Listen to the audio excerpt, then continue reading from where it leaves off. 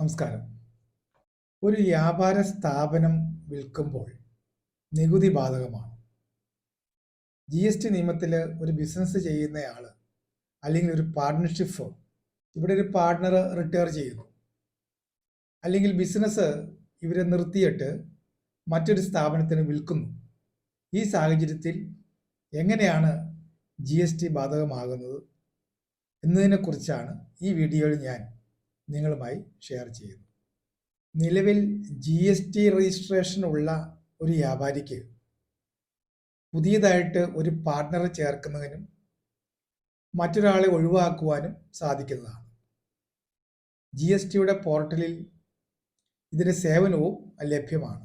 GSTയുടെ സൈറ്റിൽ services, registration, amendment of core field ഇവിടെ visit ചെയ്ത് കഴിഞ്ഞാൽ പുതിയതായി ചേരുന്ന ആളിൻ്റെ ഡീറ്റെയിൽസ് കൊടുക്കുക, ആവശ്യമായ രേഖകൾ പോർട്ടലിൽ ചേർത്തിട്ട് ഇതിൻ്റെ അപേക്ഷ അസസിംഗ് അതോറിറ്റിയുടെ പെർമിഷനായിട്ട് സബ്മിറ്റ് ചെയ്യുക.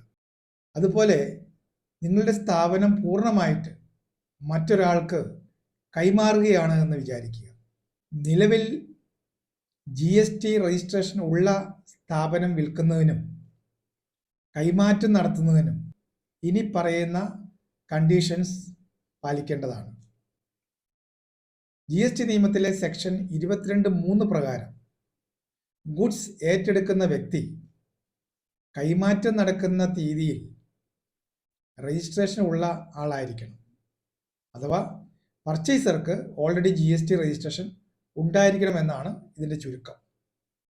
അതുപോലെ തന്നെ സെക്ഷൻ 18(3) പ്രകാരം രജിസ്ട്രേഷൻ ഉള്ള വ്യാപാരികൾ അല്ലെങ്കിൽ ടാക്സ് പെയർ ഒരു സെയിൽ വഴിയോ മേർജർ വഴിയോ ഡിമേർജർ വഴിയോ ട്രാൻസ്ഫർ ഓഫ് ബിസിനസ്സോ തുടങ്ങിയവ നടത്തുന്ന അവസരത്തിൽ ഇലക്ട്രോണിക് ലെഡ്ജറിൽ യൂട്ടിലൈസ് ചെയ്യാത്ത ഇൻപുട്ടുകൾ ട്രാൻസ്ഫർ ചെയ്യാം.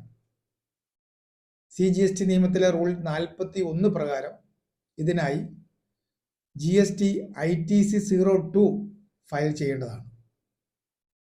അതുപോലെ നോട്ടിഫിക്കേഷൻ നമ്പർ 12/2017 സ്ഥാപനം മൊത്തമായി കൈമാറ്റം ചെയ്യുന്ന അവസരത്തിൽ GST ബാധ്യത ഉണ്ടായിരിക്കുന്നതല്ല. കർണാടക ഗവൺമെൻറ്റിൻ്റെ ഒരു അഡ്വാൻസ് റൂളിങ്ങിലും ഈ കൈമാറ്റത്തിന് GST ബാധ്യത ഇല്ല എന്ന് വ്യക്തമാക്കിയിട്ടുണ്ട്. അതുകൊണ്ട് ഒരു ബിസിനസ് മൊത്തം ട്രാൻസ്ഫർ ചെയ്യുകയോ വിൽക്കുകയോ ചെയ്യുമ്പോൾ ഈ പറഞ്ഞ കാര്യങ്ങൾ വ്യക്തമായിട്ട് മനസ്സിലാക്കണം. Thank you.